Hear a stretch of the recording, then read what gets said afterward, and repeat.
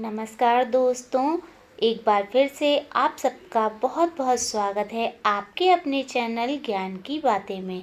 आज हम कामदा एकादशी की व्रत कथा सुनेंगे।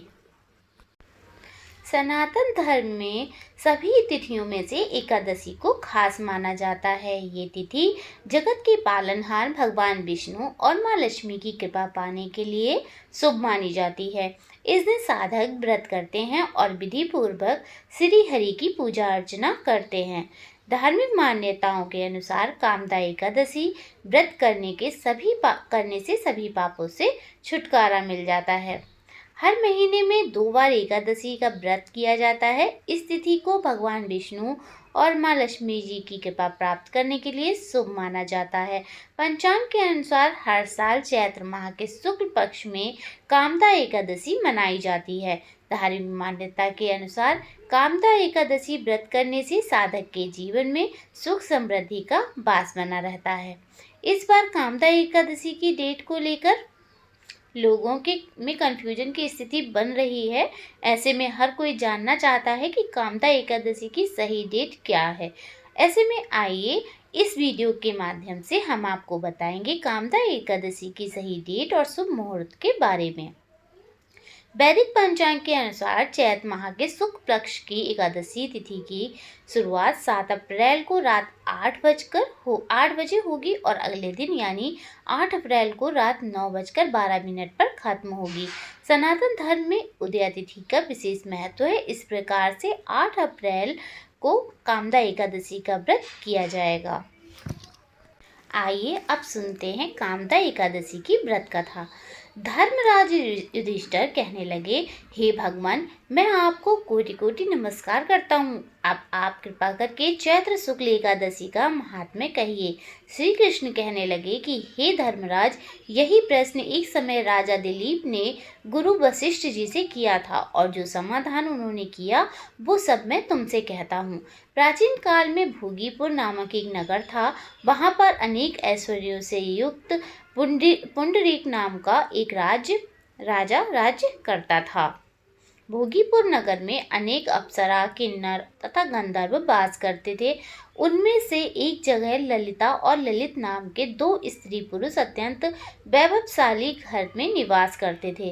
उन दोनों में अत्यंत स्नेह था, यहाँ तक कि अलग अलग हो जाने पर दोनों व्याकुल हो जाते थे। एक समय पुंडरीक की सभा में अन्य गंधर्वों सहित ललित भी गान कर रहा था। गाते गाते उसको अपनी प्रिय ललिता का ध्यान आ गया और उसका स्वर भंग होने के कारण गाने का स्वरूप बिगड़ गया। ललित के मन में भाव जानकर काकरोट नामक नाग ने पद भंग होने का कारण राजा से कह दिया। तब पुंडरीक ने क्रोधपूर्वक कहा कि तू मेरे सामने गाता हुआ अपनी स्त्री का स्मरण कर रहा है, अतः तू कच्चा मांस और मनुष्यों को खाने वाला राक्षस बनकर अपने किए कर्म का फल भोग। पुंडरीक के श्राप से ललित उसी क्षण महाकाय विशाल राक्षस हो गया। उसका मुख अत्यंत भयंकर, नेत्र सूर्य चंद्रमा की तरह प्रदीप्त तथा मुख से अग्नि निकलने लगी। उसकी नाक पर्वत की कंदरा के समान विशाल हो गई और गर्दन पर्वत के समान लगने लगी। सिर के बाल पर्वतों पर खड़े वृक्षों के समान लगने लगे तथा भुजाएं अत्यंत लंबी हो गईं। कुल मिलाकर उसका शरीर 8 योजन के विस्तार में हो गया। इस प्रकार राक्षस होकर वह अनेक प्रकार के दुख भोगने लगा। जब उसकी प्रियतमा ललिता को यह वृतांत मालूम हुआ तो उसे अत्यंत खेद हुआ और वह अपने पति के उद्धार का यत्न सोचने लगी। वह राक्षस अनेक प्रकार के घोर दुख सहता हुआ घने वनों में रहने लगा। उसकी स्त्री उसके पीछे पीछे जाती और विलाप करती रहती। एक बार ललिता अपने पति के पीछे घूमती घूमती विंध्याचल पर्वत पर पहुंच गई, जहां पर श्रृंगी ऋषि का आश्रम था। ललिता शीघ्र ही श्रृंगी ऋषि के आश्रम में गई और वहां जाकर विनीत भाव से प्रार्थना करने लगी। उसे देखकर श्रृंगी ऋषि बोले कि हे सुभगे, तुम कौन हो और यहाँ किस लिए आई हो? ललिता बोली कि हे मुनि, मेरा नाम ललिता है। मेरा पति राजा पुंडरीक के श्राप से विशालकाय राक्षस हो गया है। इसका मुझको महान दुख है। उसके उद्धार का कोई उपाय बतलाइए।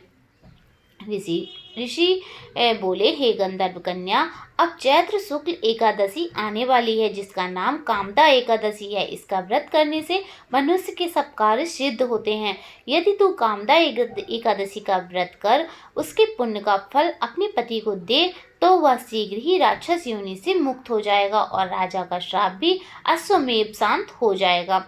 मुनि के ऐसे वचन सुनकर ललिता ने चैत्र शुक्ल एकादशी आने पर उसका व्रत किया और द्वादशी को ब्राह्मणों के सामने अपने व्रत का फल अपने पति को देती हुई भगवान से इस प्रकार प्रार्थना करने लगी, हे प्रभु, मैंने जो यह व्रत किया है इसका फल मेरे पति देव को प्राप्त हो जाए जिससे वह राक्षस योनि से मुक्त हो जाएं। एकादशी का फल देते ही उसका पति राक्षस योनि से मुक्त होकर अपने पुराने स्वरूप को प्राप्त हुआ।